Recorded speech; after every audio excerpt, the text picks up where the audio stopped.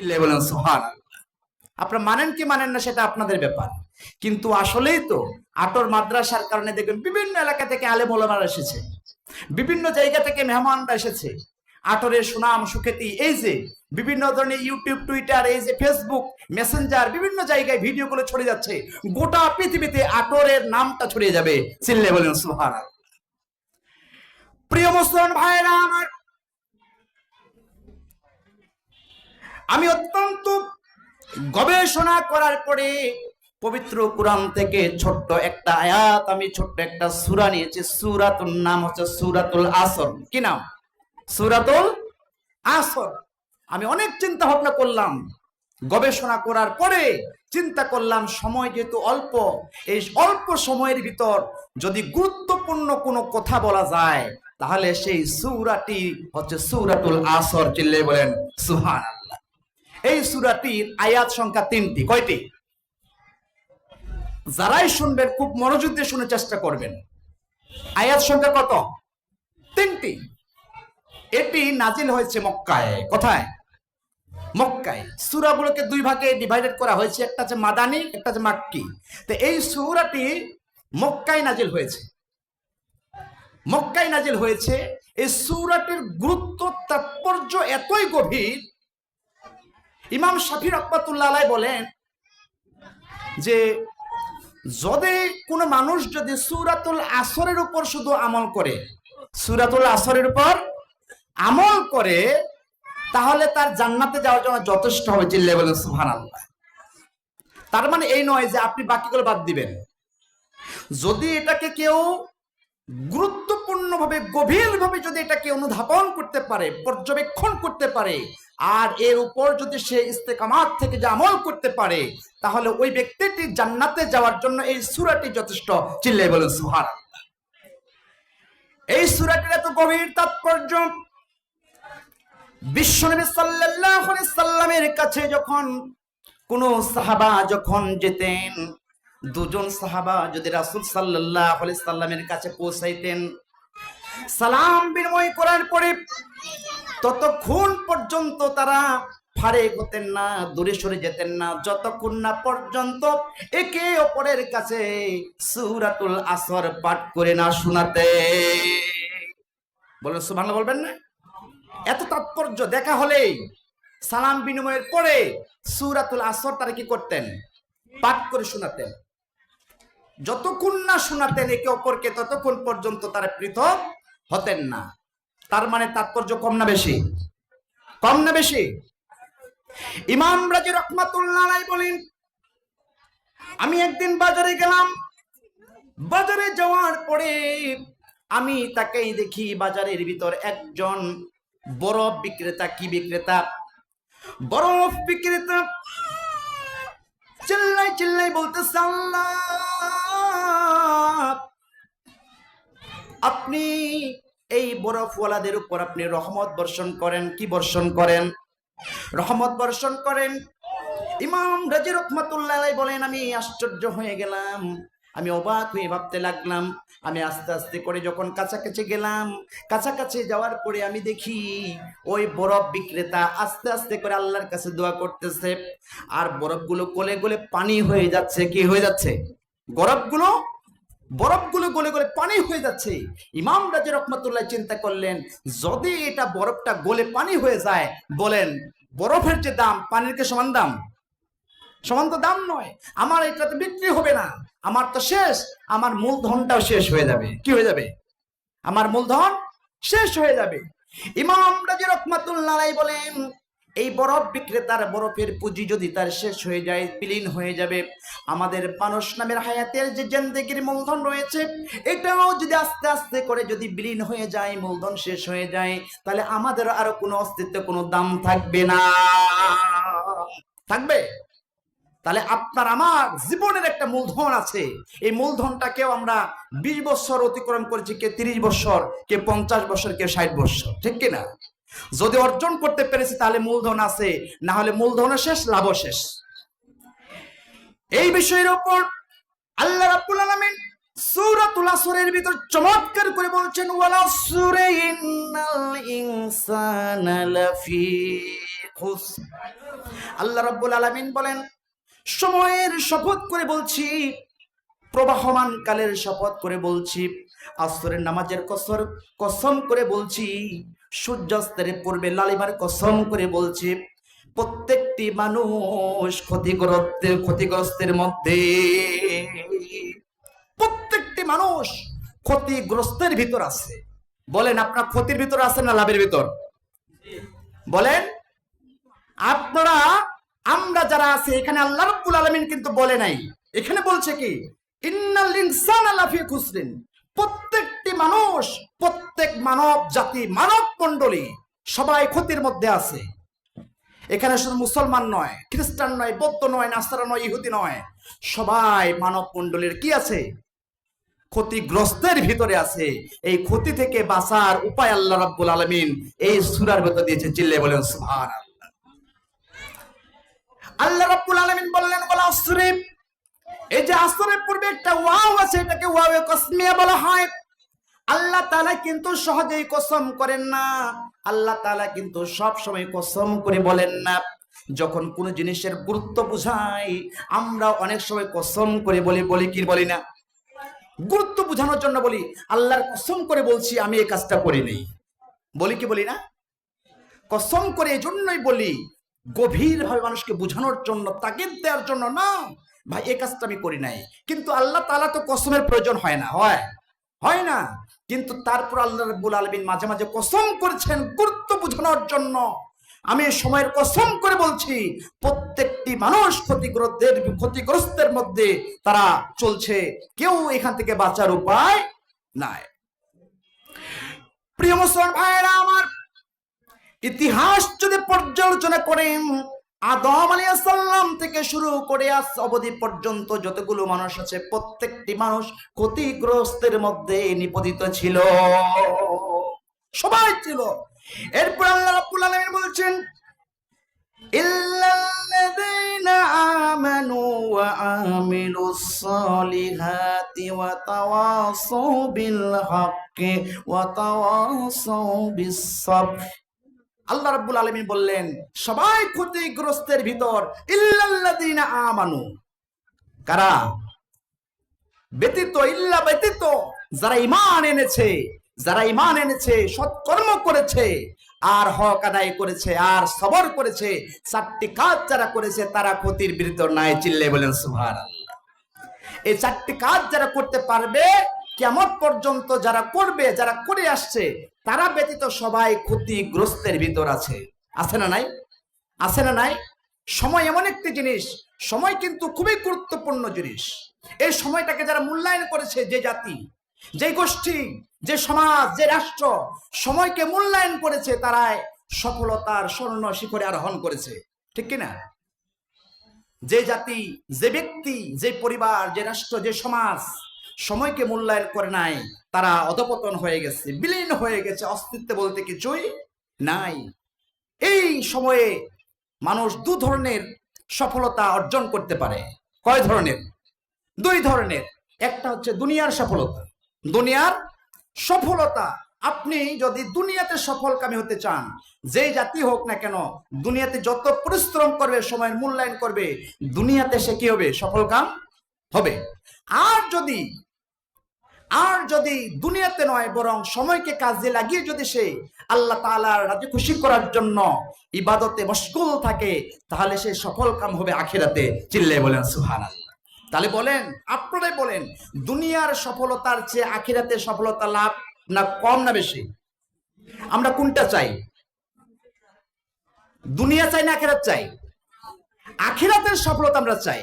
আমরা দুনিয়ায় সফল হতে পারলাম কিনা, দুনিয়ার মধ্যে আমার প্রভাব প্রতিপত্তি থাকলো কিনা, সম্মান থাকলো কিনা, দেখার বিষয় নয়। আপনি যদি আখিরাতে সফলকাম হন, আপনি সবচেয়ে কামিয়াব। চিল্লায়ে বলেন সুবহানাল্লাহ। হাসরের মাঠে মানুষেরা 50,000 বছর দাঁড়িয়ে থাকবে। কত বছর? 50,000 বছর দাঁড়িয়ে থাকবে। সেই তুলনায় দুনিয়াতে একটা মানুষ যদি 60 বছর বাঁচে, কয় বছর? 60 বছর। তাহলে ওই হাসরের মাঠের তুলনায় দুনিয়াতে বাঁচলো মাত্র 2 মিনিট। কয় মিনিট? কয় মিনিট? 2 মিনিট। এই 2 মিনিটের জন্য বলেন আমরা কত কিছু নেই করি। 2 মিনিটের জন্য আমরা আমাদের অস্তিত্ব ভুলে যাই, আমাদেরকে যে আল্লাহর কাছে যেতে হবে এটা ভুলে যাই আমরা। এই দুনিয়ার জন্য 2 মিনিটের জন্য দেখবেন যে মারামারি, কাটাকাটি, খুন খারাপি, যা কিছু করা প্রয়োজন তাই করছে কিনা?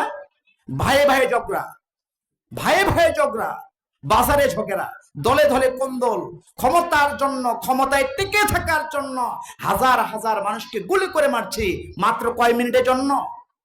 কয় মিনিট? 2 মিনিটের জন্য। এই 2 মিনিটের পরে কিন্তু আপনার শেষ। এরপরে যা করবেন পরে থাকবে। 2 মিনিট পরে হাসরের মাঠ কায়েম হবে। তাহলে বলেন, এই 2 মিনিট যদি আপনি একটু কষ্ট করেন তাহলে আখিরাতে আপনার জন্য কল্যাণকর আছে কি নাই? প্রিয় মুসলমান ভাইরা আমার,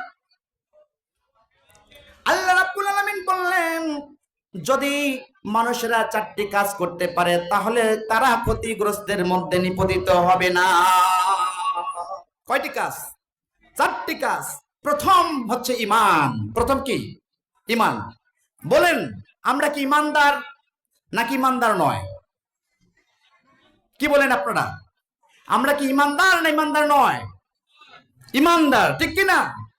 কারণ আমরা বলেছি লা ইলাহা ইল্লাল্লাহু মুহাম্মাদুর রাসূলুল্লাহ সাল্লাল্লাহু আলাইহি সাল্লাম, ঠিক কি না? ঈমানের সংজ্ঞা হচ্ছে তাসদিক বিল জিনান, ইকরার বিল লিসান, আমল বিল আরকান। তাসদিক বিল জিনান, ইকরার বিল লিসান, আমল বিল আরকান।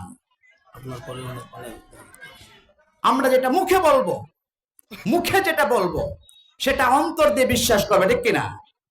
এবং আমলের মাধ্যমে আমরা এটা কি করব? বাস্তবায়ন করব, ঠিক কিনা? এটার নাম হচ্ছে কি? ঈমান। কিছু কিছু আছে মুখে বলে অন্তর দিয়ে পড়ে না, এটা ঈমানদার নয়। এটা কি নয়? ঈমানদার নয়। যদি ঈমানদার আপনি হতে চান তাহলে 3টি জিনিস আপনার ভিতর থাকতে হবে, ঠিক কিনা? তাহলে প্রথম নাম্বার কি বলেছি? ঈমান। যে ব্যক্তি ঈমানদার হবে, ঈমান আনবে, ওই ব্যক্তির কি হবে না? ওই ব্যক্তি ক্ষতিগ্রস্তের ভিতর পড়বে না। কেমন ঈমানদার হতে হবে? আপনার আমার ঈমান আর সাহাবীদের ঈমানের মধ্যে যদি আমরা একটু যদি পর্যবেক্ষণে যদি আমরা চলে যাই তাহলে বুঝতে পারবো তাদের ঈমান কেমন ছিল, যার কারণে তারা ক্ষতিগ্রস্তের মধ্যে পড়ে নাই। খলিফাতুল মুসলিমিন হযরত ওমর রাদিয়াল্লাহু তাআলার জামানায় রোম সাম্রাজ্যের সাথে মুসলমানদের একটা যুদ্ধ হলো। ওই যুদ্ধে সেনাপতির দায়িত্ব পালন করলেন আব্দুল্লাহ ইবনে হুযাইফা। আব্দুল্লাহ ইবনে হুযাইফা রোম সাম্রাজ্যের সাথে যুদ্ধে নিপতিত হয়ে গেলেন। যুদ্ধ চলতে চলতে এক পর্যায়ে রোমের সম্রাট, রোমের বাদশা ঘোষণা করলেন, আমি শুনেছি মুসলমানদের অনেক ঈমান তৃপ্ত, তারা নাকি জীবন দেয় কিন্তু ঈমান দেয় না। জীবন দিয়ে দেবে কিন্তু ঈমান দেবে না। রোমের বাদশা ঘোষণা করলো, যে কোনো ভাবে হোক মুসলমানদেরকে, কিছু মানুষকে হলেও জীবিত আমার কাছে ধরে নিয়ে আসতে হবে। আমি ঈমানের পরীক্ষা নেব। কি পরীক্ষা? ঈমানের পরীক্ষা নেব। যুদ্ধ চলতে লাগলো। যুদ্ধ চলতে চলতে এক পর্যায়ে দেখা গেছে মুসলমানদের কিছু সংখ্যক বাহিনী সেনাপতি সহ রোমের বাদশার কাছে তারা আত্মসমর্পণ নয়, বরং তাদেরকে তারা গ্রেফতার করে বাদশার সামনে নিয়ে যাওয়া হলো। রোমের বাদশা জিজ্ঞেস করলেন তোমাদের সেনাপতিকে। সেনাপতিকে দেখাই দেয়া হলো আব্দুল্লাহ ইবনে হুযাইফা। আব্দুল্লাহ ইবনে হুযাইফা যখন সামনে আসলেন, রোমের বাদশা তাকেই দেখে, এত সুন্দর যার চেহারা, এত সুন্দর তার বটি, এত সুন্দর তার সুঠাম দেহের চেহারা। রোমের বাদশা চিন্তা করলো, না একে তো মারা যাবে না। তিনি কি করলেন? কাছাকাছি ডাকলেন। কাছাকাছি ডাকিয়ে পাশাপাশি চেয়ারের মধ্যে বসিয়ে দিলেন। বলেন সুবহানাল্লাহ। পাশাপাশি বসিয়ে দিলেন। রোমের বাদশার সৈন্যবাহিনীরা বলতেছেন, বাদশা নামদার, আপনি না তাদেরকে হত্যা করবেন, বরং আপনি পাশে বসিয়েছেন, কারণ কি? বাদশা বলছে, তোমরা চুপ থাকো, যা করার আমি করব, যা করার আমি করব। আমি হলাম কি? Master mind. আমি যা প্ল্যান এখান থেকে করব বাস্তবায়ন অবস্থায়, ঠিক কিনা? বর্তমান আমাদের বাংলাদেশ নিয়ে এরকম চক্রান্ত চলছে কিনা? মাস্টার মাইন্ড আছে কিনা? বিভিন্ন জায়গায় বসে বসে কুচক্রী মহলরা এরকম করছে বাংলাদেশকে অস্থিতিশীল করার জন্য, ঠিক কিনা? তো এটা শুধু এখন নয়, আগেও ছিল, এখনো আছে, ভবিষ্যতেও থাকবে, ঠিক কিনা? রোমের বাদশা আব্দুল্লাহ ইবনে হুযাইফাকে বললেন, হুযাইফা রে, আমি তোমাকে মারবো না, তোমাকে শাস্তি দেব না, আমি তোমার জন্য বিশেষ কিছু উপহার নিয়ে এসেছি, বিশেষ কিছু প্রস্তাব নিয়ে এসেছি। যদি তুমি আমার প্রস্তাবে রাজি হয়ে যাও, তাহলে আমি তোমাকে মারবো না, বরং সসম্মানে আমি তোমাকে মুক্তি দিয়ে দেব। দীপ্ত কণ্ঠে আব্দুল্লাহ ইবনে হুযাইফা বলতেছে, বাদশাহ, আপনার কি প্রস্তাব আছে আপনি আমার সামনে পরিবেশন করুন। বাদশাহ বলতেছেন, ও আব্দুল্লাহ, তুমি হয়তো জানো না আমার ক্ষমতা কতটা, আমার দাপট কত, আমার ক্ষমতা কত, তুমি হয়তো জানো না। আব্দুল্লাহ রে, আমার প্রস্তাব হচ্ছে, এক নাম্বার, যদি তুমি মুসলমানিত্ব ছেড়ে, যদি ঈমান ছেড়ে দিয়ে যদি তুমি খ্রিস্টান ধর্ম গ্রহণ করো, তাহলে আমার রাজ্যের অর্ধেক রাজ্য আমি তোমার নামে লিখে দিয়ে দেব, অর্ধেক রাজ্য লিখে দিব। আর আর যত বন্দী করা আছে তোমার সৈন্যবাহিনী সবাইকে আমি মুক্ত করে দেব, যতগুলো আমি বন্দী করেছি সবাইকে ছাড়ে দেব, আর অর্ধেক আমার রাজ্য তোমার নামে লিখে দেব। এরপরে বলছে, আমার সুন্দরী একটি কন্যা আছে, এই কন্যাটা তোমার সাথে বিয়ে দেব। কয়টা প্রস্তাব দিছে? কয়টা? 3টা। বলেন, এরকম প্রস্তাব আপনার আমার সামনে যদি আসে, আপনার আমার ঈমান কি বলবে? যা হয় হোক, প্রস্তাবে রাজি হয়ে যায়, ঠিক কি না?